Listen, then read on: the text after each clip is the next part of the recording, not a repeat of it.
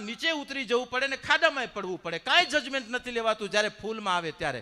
પણ ડીમ ફૂલ થતી હોય તો કાંઈ ચિંતા નથી. એમ આજે જ્યારે પુરુષની જ્યારે ફૂલ લાઇટમાં ગાડી હોય ને એટલે સામે દેવીઓએ ડીમ કરી લેવાની કે હમણાં ફૂલમાં છે, ડીમ્પર દઈ દો. આ ડીમ્પર નથી દેવાતા ત્યારે આ બધી ઉપાધિઓ થાય. હું કે અને આ ડીમ્પર ન દે ને હું કે તમે ફૂલમાં આવો તો કાંઈ હું કાંઈ ઓછી છું. હા, અને આ પાછી ફૂલમાં હોય. અને હું મારા નારાયણોને આજે કાનમાં કહું કે જ્યારે દેવી ફૂલમાં આવતા હોય એમ ખબર પડે કે હા આજે હાઈ વોલ્ટેજમાં છે, એટલે આપણે ડિમ્પર નહીં કરવાની. પુરુષ દેવતાએ આમ આપણે ડિમ્પર નહીં દેવાની, આમ પાર્ક લાઇટ કરી લેવાની. એ પાર્કમાં રાખીને દે, નીકળી જા નીકળી જા. સમજાય ને મારા વાલા? બસ આટલું જ છે. બાકી નાની વાતોમાં આજે તમે બે માણા બાજો છોકરાઓનું શું થતું હોય છે? આપણા શાસ્ત્રમાં એમ કહેવાનું દાંપત્ય જીવન સંતાનોની હાજરીમાં ક્યારે બાજવું ન જોઈએ. અરે એનાથી આગળ કહું, આજે ચાંપરાજ આપણો ગુજરાતનું ઇતિહાસ, વીર ચાંપરાજ કે જેનું ધડ લડતું હતું બાપ ઇસ્લામ સાથે, ઈ વીર ચાંપરાજ. વીર ચાંપરાજ જ્યારે 6 મહિનાનું બાળક ઘોડિયામાં હતું, હોળીનો પ્રસંગ, અને એભલવાડા, એના પિતાનું નામ એભલવાડા છે. એભલવાડા જ્યારે હોળીનું શકન લેવા માટે રાણીવાસમાં ગયા, રાણીવાસમાં હોળીનું શકન લેવા ગયા એટલે રાણી સાહેબાને હોળીનું શકન આપવા માટે સામે કળશ મગાવ્યો પાણીનો. એ પાણીમાં પોતાની 2 આંગળીઓ બોળી કરી અને રાણીના મુખ ઉપર સહેજે હોળીનું એક શકન માટે એને છાંટણા ઉડાડ્યા. દાંપત્ય જીવનનું એક સહજ જે આનંદ કહી શકીએ, સહજ કર્મ કહી શકીએ, એ ખાલી એને છાંટણા ઉડાડ્યા પત્નીના મુખ સામે. અને એ ઘટના 6 વર્ષનું ભૂલકું જોતું હતું. કોણ? વીર ચાંપરાજ વાળો.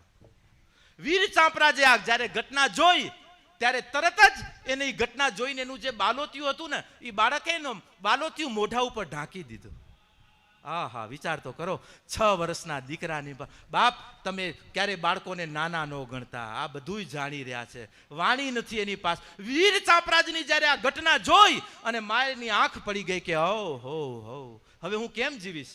મારા પતિએ આ કરેલો આ આનંદ મારો દીકરો જોઈ. અને આપણું ગુજરાત ઇતિહાસ એમ કહેવાય,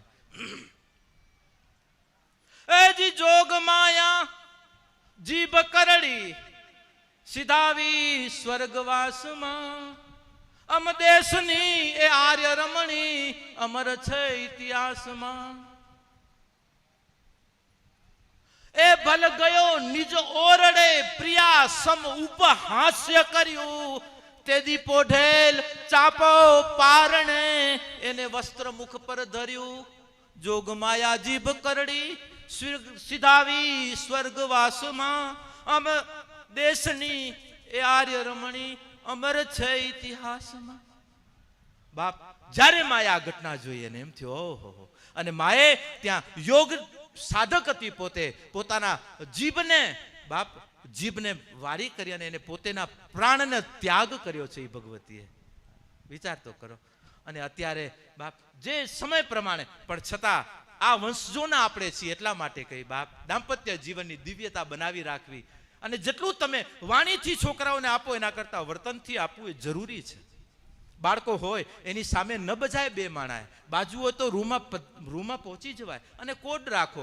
વઢવું હોય તો છોકરાઓ એમ છે કે છોકરાઓ છે એટલે મને કહેવાનું ચૂપ, રૂમમાં પહોંચવાનું. રૂમમાં જઈ કરી બારીઓ ખુલી હોય તો પેલી બંધ કરવી,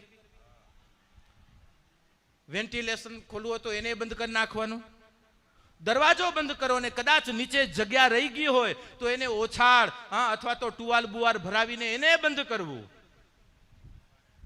ક્યાંય અવાજ ન જાય. પછી 2 માણાએ ભજન કીર્તન કરી લેવા, 2 બાજી લેવું. બાજી ને પછી હું કદાચ રડી લીધું અને આંસુ બાસુ ને છેડા બેડા આવી ગયા વળી કહેવાનું ધોયા મોઢું બધું કમ્પ્લીટ થઈને વળી પાછા બહાર નીકળે અને છોકરાઓ જોતા જ રહી જાય. કારણ કે છોકરાઓ તમારે એને ખબર હતી કે અંદર બાસના હતા 2, પણ એ દીકરા દીકરીને એમ ખબર પડશે કે અમે હતા અને અમારા માવતરો અમારું આટલું રાખી રહ્યા છે કે રૂમમાં અમારી સામે ન બાજ્યા. બાપ લખીને રાખજો, તમારા છોકરા તમારું સવાયું રાખતા થશે, સવાયું રાખતા થશે. એનું આપણે રાખશું સવાયું રાખશે, એમાં બે મત નથી. બાકી છોકરાઓ જાણે કે હા આગે સે ચલી આતી હે. મિયાજી નમાજ પડતા હતા, હવે એની ઉપર બરાબર આપણી શું કહેવાય બગાવ, કારણ કે હવે બગાવને અંગ્રેજીમાં શું કહેવાય સમજી લેજો. હા, બગાવું ન હોય તો વડીલોને કહેજો કે બગાવ કેને કહેવાય. બગાવ અહીંયા કચ્છમાં હશે, કદાચ બાજુ હવે ઓછી હશે, અને હવે ક્યાં જોવા મળે. પશુઓમાં લોહી પીતી બગા એવી હોય જ્યાં બેહે ને એટલે એને કાઢવી પડે, એના પગ ઉપર એટલી આમ ભગવાને એવા પોઈન્ટો આપેલા ને એટલે આપણે આમ એને જીરવી પણ ન શકીએ. હવે એ નમાજ પડતો હતો ને એમાં બગા એના નાક ઉપર બેઠી. હવે મિયાજી આમ જે કરે એ પાછળ વાય બધાને કરવાનું હોય. હવે ઓને બગા નાક ઉપર બેઠી આમ કર્યું પણ ઉડી નહીં, એને હાથથી આમ જ્યાં ઝટકો દીધો એટલે એનો કોણીનો ભાગ વાહેલા વાળાને લાગો, બીજાને લાગો એટલે બીજાને એમ થયું કે ઓહો મિયાજીની છે, તેને દીધી એટલે એને વળી પાછલા વાળાને દીધી, એટલે ત્રીજાએ આગે છે એને વળી ચોથાને, એમ કરતા કરતા છેલ્લી લાઈન હતી ને. હવે આમાં પાછી ક્રિયા એ લોકોની કેવી, જે કરે એને વળી પાછું મિયાજી કને પાછી વસ્તુ જાય. હવે હું જે કોણી આવી, હવે છેલ્લાએ વિચાર્યું કે હવે મારી પાછળ કોઈ નથી, એટલે એને શું કર્યું, જે આગળ બેઠો હતો ને આગળ વાળાને દીધું કે આ લે વળી આગળ ઈ કોણી પાછી મિયાજી ये क्या कर रहे हो, बोले पीछे से आ रही है. પાછળ વાળાને ઉભો કર્યો, કા क्या बात है, बोले आगे से आ रही है. એટલે આ જ હાલે બાપ, આ કોણિયું ભરાવાનું આગે છે ને આગળથી હાયલું આવે છે. પણ આજે આપણે આપણી વ્યવસ્થા સુવ્યવસ્થાના સ્વરૂપમાં એક પરિવારનું નિર્માણ કરવો છે તો બાપ આજે આપણે જાગવું પડશે. આગળથી અમુક નિયમો જેમ આપણે છોડ્યા છે એ આગોતરા અમુક વિચારો અમુક વર્તનોને પણ આપણે ત્યાગ કરવો પડશે. ત્યારે આપણે ઘર મંદિરની દિવ્યતાને બનાવી રાખશું. દેહ મંદિર, ઘર મંદિર. અને ત્રીજું છે, અને ઘર મંદિરના પૂજારીઓ કોણ છે? માવતરો તો દેવો છે, એના સંતાનો ઘરના પૂજારીઓ છે. માટે સંતાનો આજે પોતે પોતાના શિક્ષા અને દીક્ષામાં ક્યાં ઓછપતા ના રાખે. શિક્ષા એટલે શિક્ષણ, એજ્યુકેશન, અને દીક્ષા એટલે ધાર્મિક તમારી ઉપાસના, તમારી શ્રદ્ધા અને નિષ્ઠાઓની દ્રઢીભૂતતા જે ચરણોમાં હોય. બસ આ બે વસ્તુને એક દ્રઢતા રાખજો જીવનના વિકાસ માટે, અને એક દ્રઢતા રાખજો સ્વના વિકાસ માટે, સ્વનો વિકાસ. કારણ કે જીવન વિકાસ થાય છે, સ્વના વિકાસ નથી થતા. બાપ જીવનની યાત્રાઓ અહીંયા જ પૂરતી છે, પણ સ્વની યાત્રા પરમધામ માટે છે. માટે સ્વને જાગતા રાખજો. ની જાગતા રાખવાના દ્વારા સ્વ એટલે દેહ મંદિર, ઘર મંદિર, અને ત્રીજું સમાજ મંદિર. બાપ ક્યારે ભૂલતા નહીં. આજે આપણે બેઠા છીએ ને આ સમાજ મંદિરમાં બેઠા છીએ. સમાજ મંદિરના પૂજારીઓ આજે બદલતા રહ્યા છે. અને ચોથું મંદિર આપણું દેવ મંદિર. અને આજે દેવ મંદિરનો આજે કાર્યક્રમ છે. આજે દેવ મંદિર ના જ્યારે આજે ઉત્સવમાં છીએ ત્યારે આપણા આગળના જે 3 મંદિર, જે આપણું સમાજ મંદિર, કુટુંબ પરિવાર મંદિર, અને ઘર મંદિર અને દેહ મંદિર, આ 3 મંદિરો પ્રત્યેની આપણી જાગૃતતા, આ 3 મંદિરો પ્રત્યેની આપણી સજાગતા, આ 3 મંદિરો પ્રત્યેની આપણી કર્તવ્યશીલતા કાયમ સુસજ્જ અને સુદ્રઢતાથી આ 3 મંદિરો પ્રત્યેના કાર્યો પ્રત્યેનો આપણો આદર કાયમ જાગૃત અને કાર્યશીલ બની રહે. અને એની સાથે સાથે આપણે જ્યારે સમાજ મંદિરનું કાર્ય કરતા હોઈએ ત્યારે માને પ્રાર્થના કરું, દેવ મંદિર, પરિવાર મંદિર અને દેહ મંદિર પ્રત્યેના પણ આદર અને એની દિવ્યતા માટે કાયમ માટે સમાજ મંદિરોમાં પણ ચિંતા થઈ રહી છે અને કાયમ થતી રહે. અને ઘર મંદિરમાં કાયમ ચિંતા રાખજો કે મારા સંતાનો માટે ઘર તો બનાવ્યું, અને બીજું ઘર છે આપણા સંસ્કારનું, અને એ સંસ્કારના ઘરના આધાર આપણો ધર્મ જગત છે. અને ધર્મ જગતના આધાર આપણા 4 ચરણ છે. અને 4 ચરણ જે ભાગવતનું છેલ્લું દ્રષ્ટાંત આપી અને વક્તવ્ય પૂર્ણ કરીશ. ભાગવતમાં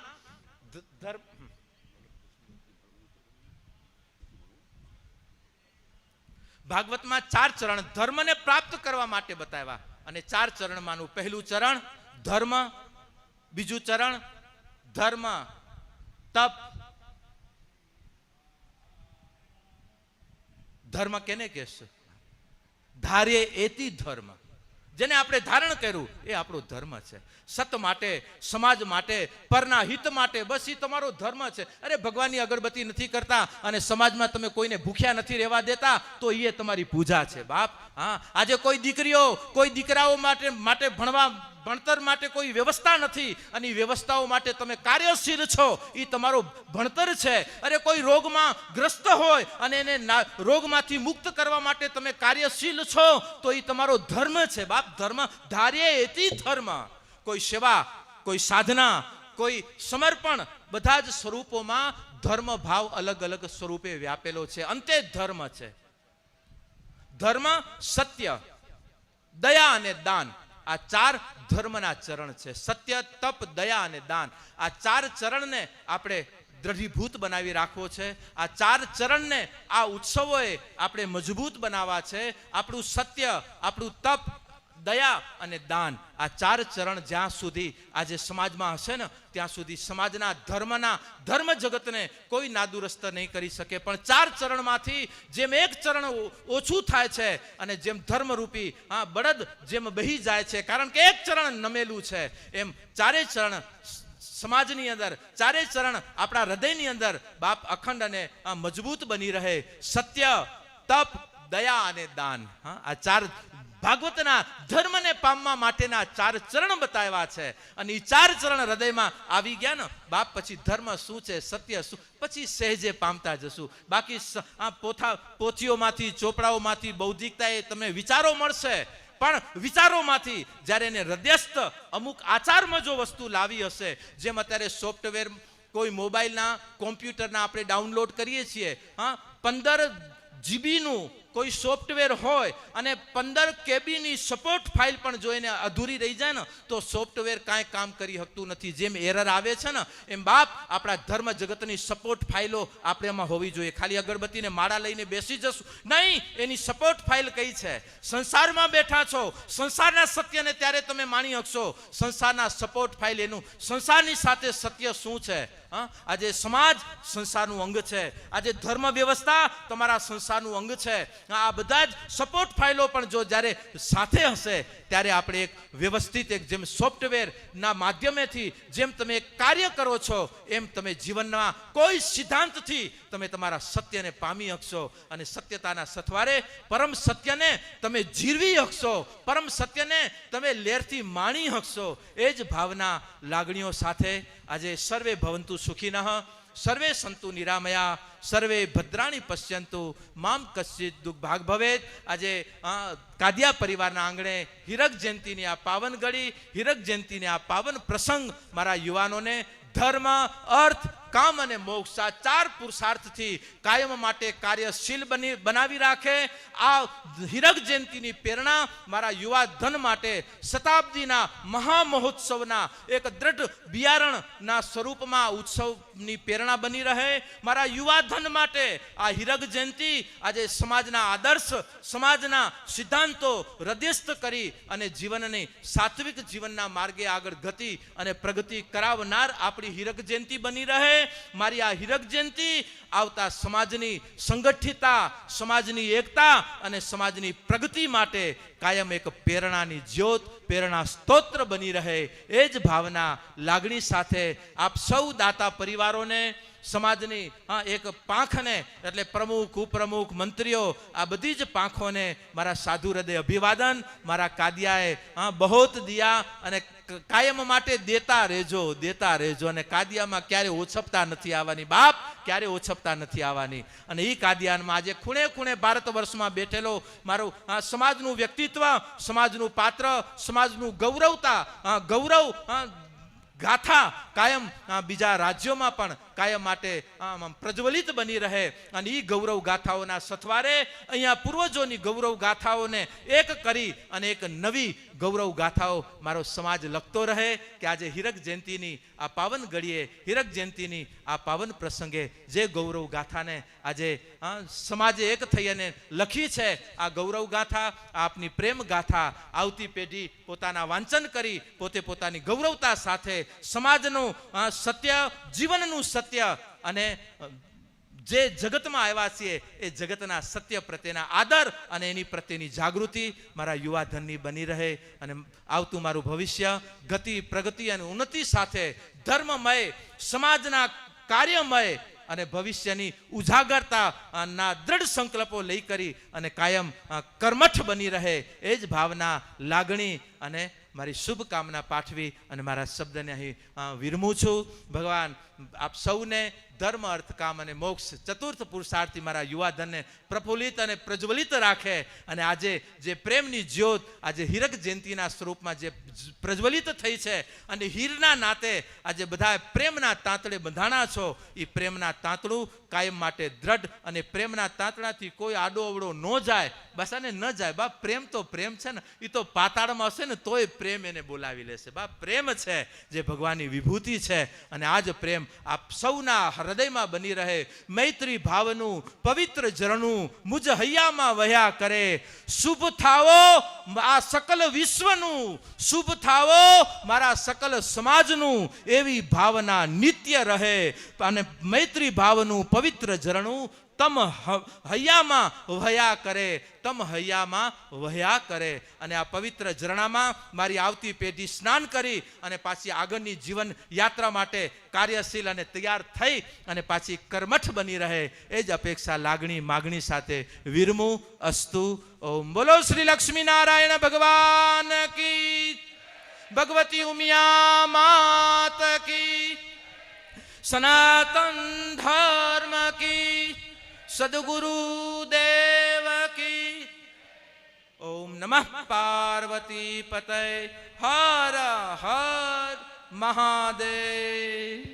ઓમ સૌરાષ્ટ્રે સોમનાથમ ચ શ્રીશૈલે મલ્લિકાર્જુનમ, ઉજ્જૈન્યામ મહાકાલમ ઓમકારમ અમલેશ્વરમ, પરલ્યામ વૈદ્યનાથમ ચ ડાકિન્યામ ભીમશંકરમ, સેતુબંધે તુ રામેશમ નાગેશમ દારુકાવને, વારાણસ્યામ તુ વિશ્વેશ્વમ ત્રંબકમ ગૌતમી તટે, હિમાલય તુ કેદારમ ગુષ્મેશ્વમ ચ શિવાલય, એતાની જ્યોતિર્લિંગાની સાયં પ્રાતઃ પઠે જના, સપ્ત જન્મમ કૃતમ પાપમ સમરેણમ વિનશ્યતિ, સમરેણમ વિનશ્યતિ.